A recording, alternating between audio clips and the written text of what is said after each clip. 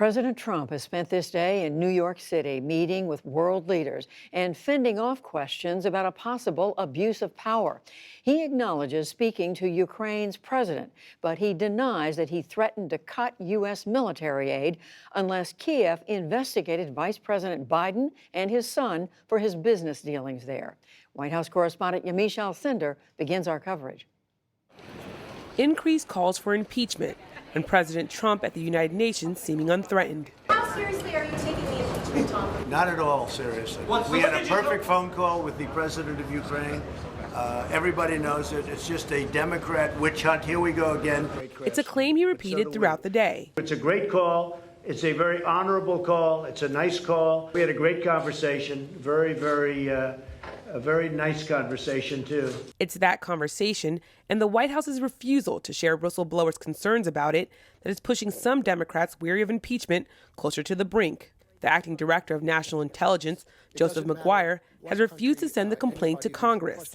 In a weekend letter, House Speaker Nancy Pelosi urged the Trump administration to hand over that complaint by Thursday. She did not use the word impeachment. She did say if the White House does not comply, quote, they will be entering a grave new chapter of lawlessness, which will take us into a whole new stage of investigation. Yesterday, House Intelligence Chairman Adam Schiff told CNN that an impeachment inquiry may be the only option. That may be the only remedy that is co-equal to the evil that conduct represents. We're going to hear from the Director of National Intelligence on Thursday, why he is the first director to withhold ever a whistleblower complaint. And we are going to make sure that we get that complaint. That may be that we do have to move forward with that extraordinary remedy. The complaint reportedly claims that President Trump pressured Ukrainian President Volodymyr Zelensky to investigate Hunter Biden. Biden is the son of Democratic presidential candidate Joe Biden. The younger Biden had business interests in Ukraine beginning while his father was vice president. Yesterday, President Trump admitted that he spoke with Zelensky about both Bidens, but he denied any wrongdoing. It was largely the fact that we don't want our people, like Vice President Biden and his son, creating to the corruption already in the Ukraine. Today, the president again sought to pit himself against the media. If a Republican ever did what Joe Biden did, if a Republican ever said what Joe Biden said, they'd be getting the electric chair by right now. Look at the double standards. You people ought to be ashamed of yourself. And not all. We have some great journalists around, but you got a lot of crooked journalists. You're crooked as hell. On the campaign trail this weekend, Joe Biden did not mince words. He is violating every basic norm of a president. Trump's doing this because he knows I'll beat him like a drum. And he's using the abuse of power and every element of the presidency to try to do something to smear me. But the Ukrainian foreign minister said in an interview the discussion was business as usual between the world leaders. Leaders sometimes share sensitive information between themselves. U.S. investigators have the power to request this information, but if somebody thinks that our president was under any pressure, they must prove it. I know what the conversation was about, and I do not think there was any pressure. On the sidelines of the United Nations General Assembly this week, President Trump is scheduled to meet with Zelensky in person. And Yamiche joins me now. So Yamiche, how much is this controversy over whether the president threatened the president of Ukraine? What effect is it having on his visit to the United Nations, the General Assembly? That question, Judy, gets to the heart of the challenges that President Trump is going to face all week as he visits the United Nations General Assembly.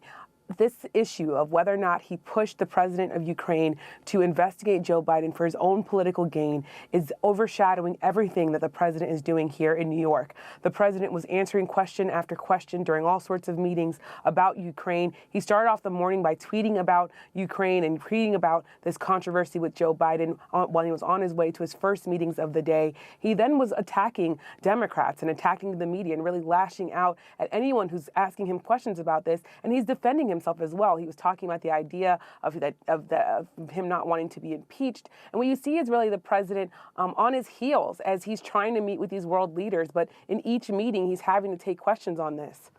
And Yamiche, I know you've been talking to Democrats today as well. You somehow found time to do that. How do they see all this in terms of an opportunity to go after the president, investigate the president after all the Mueller report and its and its aftermath? Some believe that the Democrats really lost momentum after the Mueller report and after Robert Mueller testified before Congress.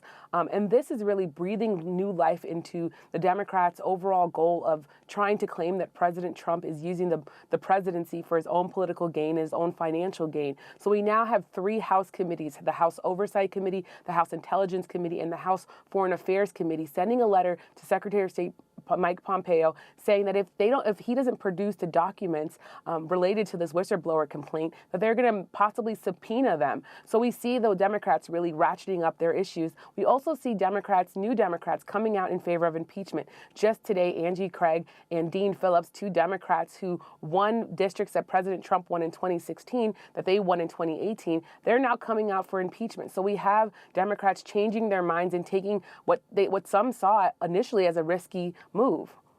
And finally, Yamiche, tell us what the main issues are confronting the president as he visits this UN General Assembly, and how does the White House see its priorities there?